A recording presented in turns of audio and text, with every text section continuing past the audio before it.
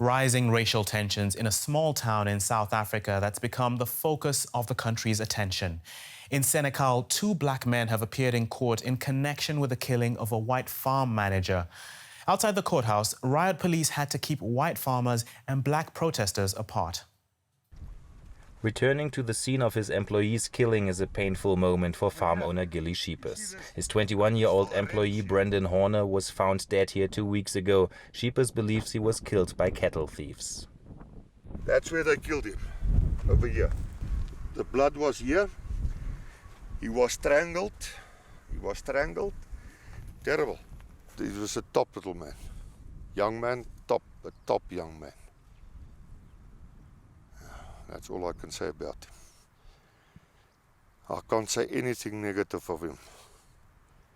He was really a super little human being. On Friday, two suspects accused in connection with Horner's killing appeared in court for the second time. Their first appearance last week ended in chaos after white farmers attacked police vans and tried to storm the holding cells. The farmer blamed the police for failing to protect them from violent crime.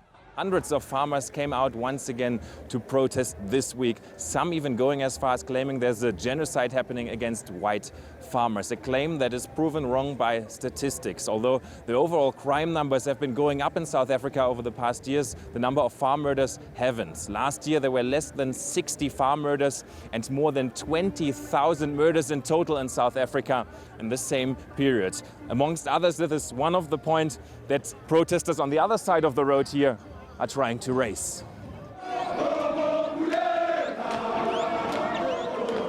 The opposition party, the Economic Freedom Fighters, staged a counter-protest in the center of Senekal. A massive police presence kept the two groups apart. The black South African protesters say they want to protect public property from white farmers.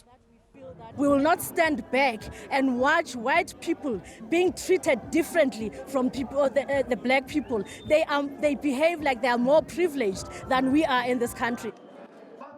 The Economic Freedom Fighters say the lack of land access for black South Africans contributes to the country's massive inequality.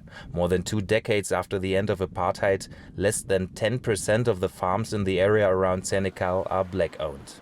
The majority of black South Africans still live in poverty. Gilly Sheepers didn't join the protesting farmers. He says people are trying to hijack the death of his former employee for political reasons. All these fights and all these things that are happening it's people outside our area. In this area we get on well with our neighbors that are black. We get on well with our workers that are black. And I mean, the day I broke the news that the chap who was, Brendan, was killed, a lot of our people had tears in their eyes.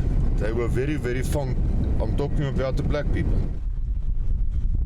Sheepers wants justice for the killing, but he doesn't trust the police or court system and has hired private detectives. I'm joined now by DW's South Africa correspondent Adrian Kriesch. We've just seen his report on the case, and he joins us now from in front of the police lines around the courthouse in Senekal.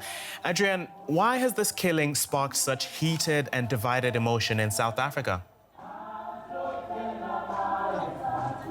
Well, on the side of the farmers, many told me that it was a tip of the iceberg because in the past months they have seen an increase in crime, cattle theft, attacks on the farms, not murders though. But then this murder case of this young man came in and that triggered a very emotional response that we have seen last week that also turned violent. Now on the side of the EFF, the Economic Freedom Fighters, they try to put a political point down here.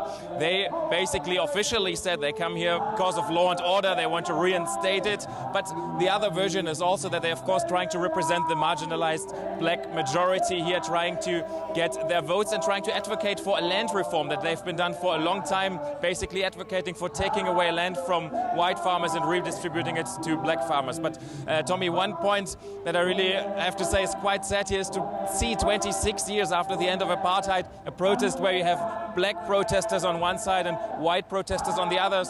That was really sad to see for me, but it is quite nice on the other hand to see that if you talk to people here who live here, that they don't see that extreme. All they want is peace and for the government to finally do something about that. Okay, DW's Adrian Kriesch in South Africa. Thank you for bringing us up to speed.